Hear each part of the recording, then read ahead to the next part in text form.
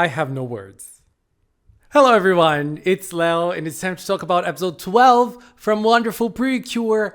I'm Yammy. I even have Cure Butterfly with me, my queen, my diva, from one queen to another. What the hell did we just watch? Cure Yammy. I said I have no words, but I have a lot of words about this episode. We had a fighting scene. How I missed them. Girl, how I missed them. Oh, I'm feeling the meow. Ooh, girl. Okay, so let's talk. There's a lot to talk about. Let's do it. So, look, I am really liking Mayu as a character, but I feel a little disappointed that this episode was so Mayu-centered. I really want to know more about Yuki. Even though we know about her, I want to know more about her. And I understand it's probably not the time yet. But I'm really liking Mayu as a character. I really do. And one of the things that I feel like Wonderful is doing really nicely with her is the whole setting. The way she sews with that sewing machine it's not a modern sewing machine, you know, it's very cool. And I really like it because Mayu does not seem to be a super like tech person. It really matches her whole vibe. I really like it. And it was very cute the way she was sewing that Yuki thingy with strawberries. Oh my god, that's so cute. Is that a Tokamumi reference with Mew Ichigo? No, I'm joking. But very adorable. And then we have the drama of the episode, which is Yuki is disappearing. Sometimes Mayu is there by herself, and then she notices that Yuki isn't around. She searches for Yuki. She can't find her. She keeps on looking around for her, and she's nowhere. And then she magically appears again. She asks for help at school, and I really like it because it feels to me that Mayu is someone who is very intense and honest about her feelings. So she could not hide the way she was feeling about it. You know, whenever she has something on her mind, that is on her mind is on her mind and nothing else. And that is something that it has been kind of clear about Mayu's character. And one of the strongest points of Wonderful is being the characterization of every character. But I feel like Mayu so far is the strongest one in this sense because it feels like there's a lot of room to work with her as a character. Love that. And then Iroha and Komugi, they see that and they start, trying to help and think about things to help her. And then when Satoru arrives, they call Satoru. Satoru blushes. Love that scene because it seems that everyone around at school already noticed Satoru's infatuation with Iroha. Except for Iroha and probably Komugi either, because they share the same brain cell. And they shared the brain cell with me as well, because I feel like Komugi lots of times. So, not many brain cells there. And then they start talking about cats, and the ability to sneak and, open doors and sneak onto very small spaces. Love that as well. It helps the thematic of the season. I really like this aspect of Wonderful. We learn lots of things about animals, even though this might be something simple about cats that older people know. A young child might not know about it and, learn about it in Wonderful PreCure. Very cool. And Komugi jumping in and saying, oh, dogs are also very smart. Oh my god, I love it. And then they end up arranging for Iroha to visit Mayu on the next day at Mayu's house. Mayu gets super nervous. She can't sleep because, she's going to receive a friend in her house. For her, that is something super important. Her mom also gets very happy about it because this is also another thing that's been established about Mayu and her family. Her mom, Sumire, noticed that she knows that Mayu has a hard time making friends, and she also noticed that she started making friends in Animal Town, so that is a good thing for her. So Iroha arrives with dog Komugi, which is a different Komugi than that was arranged with Mayu, and then a little confusion starts there. Very funny. I love the reactions. And then they start talking, they start sharing, they start discussing more about Yuki. They just chill a little bit at the start. I feel like that part of the episode, even though it had some great scenes and, very thoughtful and smart moments, I thought it dragged a little bit. They started searching for Yuki. They used Yuki's smell to search for her. She was there on top of the house, but they were searching for her. And there is something interesting about that. When Komugi was scenting her, and she was able to scent her until the point that she disappeared, that she couldn't scent her any longer. Does that mean that when she becomes human, maybe her scent is a little different? What's going on? I am absolutely loving this mystery. Such a good mystery that they're bringing in Wonderful, and it's keeping things very interesting. It's keeping me on my toes. I love this. And then they introduce the camera. Yuki does not like the idea of the camera at all. And then they keep on talking. I feel like another thing that was stressed in this episode is the fact that Iroha already considers Mayu a friend. In other PreCure seasons, I think this would have been already something established for both characters. But this time around, Mayu is still dealing with the information that Iroha considers her a friend. It's very hard for her. So, the shell that Mayu has is not being broken easily. It is being broken, it's being cracked already, but she still has to break out of it, and it's not being easy for her.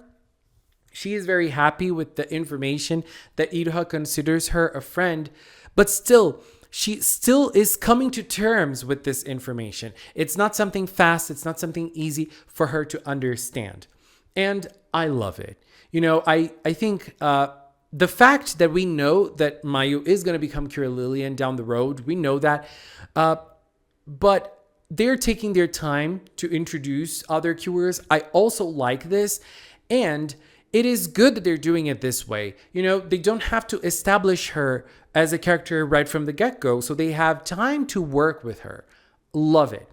And then they sense a garu-garu. They have to run away. Very funny scene of Iroha and Komugi going home. And then human Komugi appeared. Girl, what? Why? I mean, I feel like comedy is a strong point from Wonderful. But I felt like I did not laugh that time. I was like, what? Ooh. Girl, I don't understand this scene.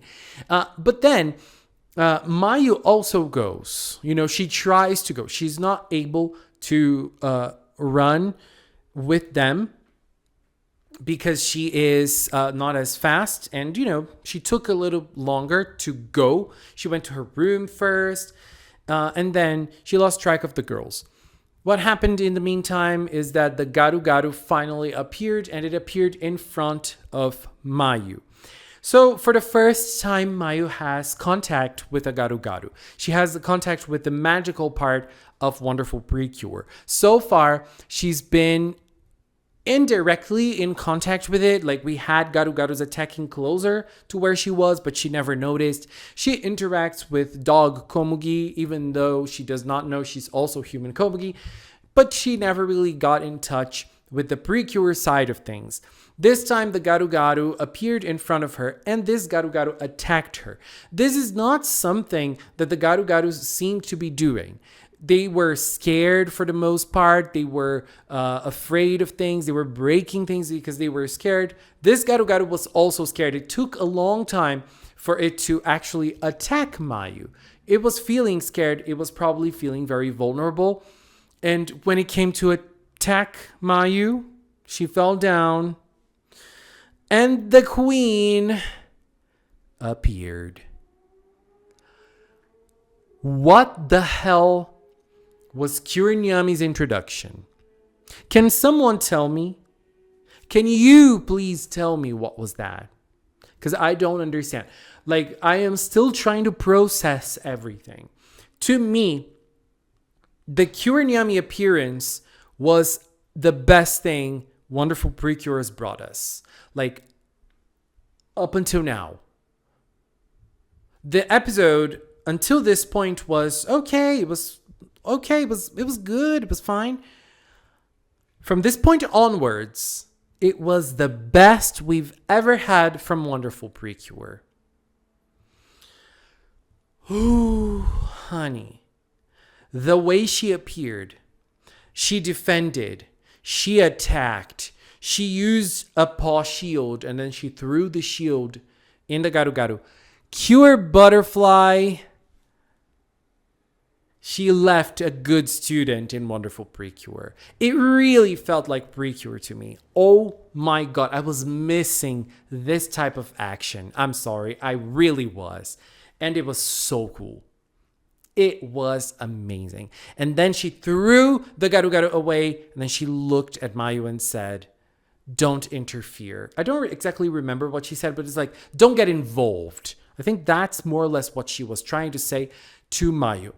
And Mayu got instantly reminded of that girl that appeared in episode 11 and talked to her saying the same thing.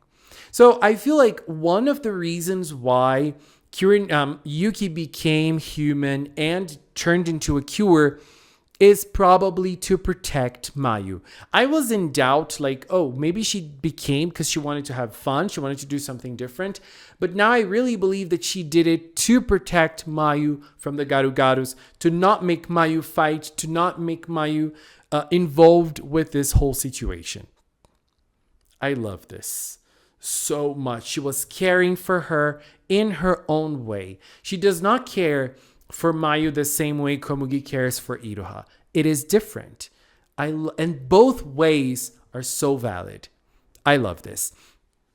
And then we get to the Garu Garu was thrown away very far in the forest, and Iroha and Komugi were there. They transformed, and before they started actually trying to do something about the Garu Garu, we have Yammy dropping in and slaying once more. She really showed those girls what a fight scene actually is. She did so many moves. She did so many great things. I just loved it. And then she finished with a very cool scratch. Ooh, what the hell was that? I mean, I could say this was the best fight scene of Wonderful PreCure so far, but this was the only one. So, it's not fair. But it was so cool. Like, from all the action scenes of this season, this was clearly the best. But there is something different that justifies Wonderful PreCure to not have fighting scenes. Those animals that are, wreaking havoc, they are doing that not because they're evil, but because they're hurt, because they're suffering, because they're desperate. This has been established by Wonderful PreCure already. And when Yammy was going to kick the Garu Garu once more, Cure Friendly defended the Garu Garu. She did not let Yammy hit it again. And then both Cure Friendly and Cure Wonderful started talking to her, explaining what the Garu Garu is actually going through. This is something that Yammy probably does not know. And the way she did not seem interested in what both of them had to say, at the same time, she also seemed interested in their combination attack, in their purification move later on, because then she finally noticed that there is a way to purify those Garu Garus, to stop those monsters being monsters. They can turn into regular animals or Nico animals. Whatever, I don't think that makes a big of a difference unless they're kid-eating animals. But Yammy did not know. And then she looked. When they started using the technique, she finally seemed surprised. When they used Friendly Berare, she seemed a little surprised about it. And, she looked, she analyzed, she turned away, and said goodbye. Because like this is one interesting aspect of it all. So the garu garu today was an owl. And then after they beat the owl, girl, the eyelashes, the owl was serving. Huh. What's going on with the Nico animals? Is this a rule? You have to serve, and then you can come to Nico Garden. I don't know, but the owl was serving. So what's interesting is that usually Cure Wonderful and Cure Friendly, they talk to the Garu Garu, they calm the Garu Garu down, and then they purify the Garu Garu. This time around, the Garu Garu was tired because it was beat by Cure and Yammy. But the end was the same. It was purified and it was a little tired, like all the Nico animals do after they get purified. But the end goal did not seem to change that much because Cure and Yammy beat it. If Cure and Yammy did not beat it and the girls, just ran around and tired it or calm it down and made it understand and made it possible for the girls to hug it, it doesn't seem to be that different, for the consequence is the same. The thing about it is the philosophy behind it. You don't need to beat it. I mean, what I'm trying to say is they can beat the monsters if they want to. But the philosophy is we don't need to fight because we are friends. They're just confused. They're just possessed. I feel like this is what I'm trying to say. The end goal is the same if they fight it physically or not. And another thing, Cure and Yammy is able to fight, like slay. Like, she is a regular cure, just like every other one. Just like most cures. She is able to fight, baby. And this just proves, at least I think, it just proves that the wonderful PreCure girls, they can fight. If they get to like an All-Stars movie fighting against like aliens or like actual monsters, they are able to fight if they want to. I don't think that would be a problem for them. They can. It's just that they choose to not fight. And there's a reason for that. But Cure and Yammy does not know of those reasons. She doesn't understand them because when they started explaining it to her, she seemed interested in it. Because there's also the other fact. They are able to purify the Garu Garu. Cure and Yammy isn't. She so far is just able to slay and serve. But she's not able to purify them. So if she wants to protect Mayu, she will have to learn to purify the Garu Garus. Because, just beating them around would not, at some point they would recover again and they could attack again. So, what can she do? But she said one thing to the girls, which is, do whatever you want, but do not get in my way. Are we getting a little confrontation between them in the future? I would like it. Oh my God. That would be very cool. And so at the end, she jumped. She, stepped in on top of a tree with the moon as her scenery. And she said that she's cured. It was so funny because she was so serious. Her voice is perfect. And she's like, I'm curing Yammy. This name is so corny. It's so funny. And it does not match her glamorous ways at all. Like her cold ways. It just doesn't. It's way too good. I love it. And another thing that I forgot to mention. The soundtrack of this episode, it was on a whole other level, in my opinion. It was just... oh my God, I don't even know how to explain. It was perfection, 100%. I loved it. And we finished the episode with Mayu still scared and confused about what she saw. The room, I loved that ending shot of the room because it was all messy. Messy room. Paradise is not perfect anymore. I loved that scene as well. And next week, they're trying to discover who Cure and Yammy is. It seems it's going to be very chaotic and fun, but I'm very curious with that scene of Cure and Yammy touching Mayu's face. I'm very curious about that. And one thing that I would love to see is to see like Yuki in a human form without Mayu knowing that Yuki is Yuki. Yuki getting close to Mayu and making friends with her without telling her that she's actually her cat. I would love to see that for a couple episodes before the reveal and, before everything. I would love to see something like that. Anyways, babies, this was my opinion on episode 12 from Wonderful PreCure. Cure Yammy is slaying the house down. Oh my God. Anyways, this is it. Please leave a comment with your opinions. Let's keep talking in the comment box below. I just want to take this little time to thank the members of the Magical Cinnamon channel. If you are a member, thank you very much for your support. If you support me here on YouTube as a member, thank you very much. If you send super chats, thank you very much. If you are a member on Patreon, if you support me on Throne, thank you very, very much as well. And if you've watched up until now, thank you so much. Thank you. Until next time. Yeah.